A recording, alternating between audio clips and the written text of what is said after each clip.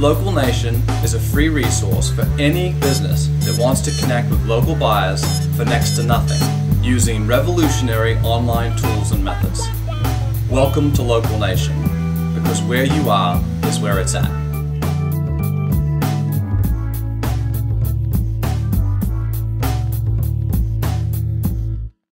G'day, this is Julian Sirigood and you're watching Local Knowledge. This is the podcast for small to medium-sized businesses who get their customers from their local town or city.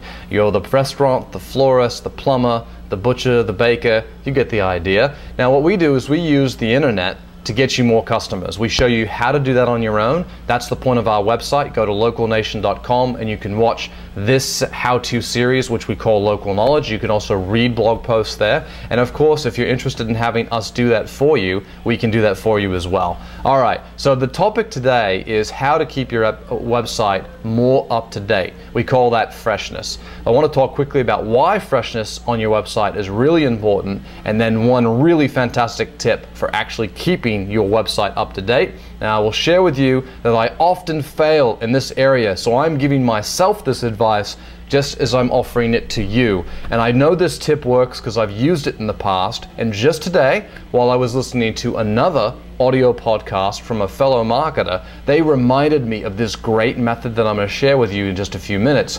And it was just like a light going off, like, yes, that works. And I've been blogging for a long time, for years in fact, and I know I've read tons of how-to articles and watched other people that are really good at keeping their websites really up to date. And this one thing I think is the best possible tip. So let's talk quickly about why this is important. If we assume for a second that there are two websites in a town, let's say they're both bicycle shops and they're both in Los Gatos, California, one of the places I used to live. Now, if you have that one website that's updating their website with, let's say, a special, a new product release, or maybe a blog post, because we do that now, we use blog marketing in small businesses, and they do that once per month. The other business has the kind of website that 99% of small to medium-sized businesses have. That is one that never changes. It's just a static website. We call that brochureware because it's like a brochure. It's not all bad. It might be a really beautifully designed website. It might have good content that describes your product, your offering, your service. But I tell you what, the way Google and Yahoo looks at it, the website that's optimized in the same way, but one being updated once a month versus almost never, the one that's going to win every single time is the one that's updated. So find any and all methods you can to update your website. It will dramatically increase your search engine rankings, which means free sales leads for your business. It's really important. Secondly, it's just important from a general marketing perspective in terms of developing relationships with your prospective clients. The more frequently you're interacting with them and in their world, the more mind share you'll have with them. So you're thinking of bicycles, Los Gatos. I know who to go to because I'm constantly interacting with those people by reading their website because they have a good bicycle blog, or they're on Twitter, or they're on YouTube with videos about local races for bicycles. Whatever the content is that you're creating, the point is to do it. The point is to get it out there, and the more frequently, again, you're in that customer's mind share, the more likely it is that they'll ultimately end up doing business with you. The final piece of that is really relationships. You know, there's no better way today to establish relationships directly with people one-to-one than something like a blog and other social media like YouTube, like Twitter, like Facebook, because you really get to know people, and we want to do business with people that we know. That's why we've asked for referrals from all of our friends and family for years. So now here we are. We've arrived at the point in this video where I'm going to give you the great golden tip.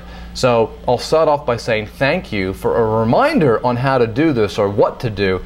I was listening again to dishymix.com. Susan does a great audio podcast on marketing. I highly suggested that you check it out. She was saying that one of the ways that she creates content consistently is to do it all at one time. We of course call that batching our work, or batch processing. I'm sure you do it in your small business all the time. If we go out on some errands, you don't just do one and then wait another 3 days to do the next one. If you can possibly batch 3 or 4 errands in a similar geographic area, you can save huge amounts of time and be more efficient with it. That's batch processing, or batching your work. Do the same thing with your written content, your audio content, your blog content, your Twitter content, whatever content it is that you're creating to have these interactions and to get your website updated.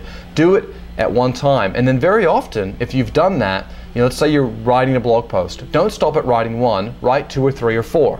That was Susan's point. Write them all at once when you're in the zone, when you're really in the mode of creating that content, and then start publishing those stories, those updates, those specials as you go. So that maybe you've got 4 blog posts, publish one today, publish the next one a week from now, and so on. That's it.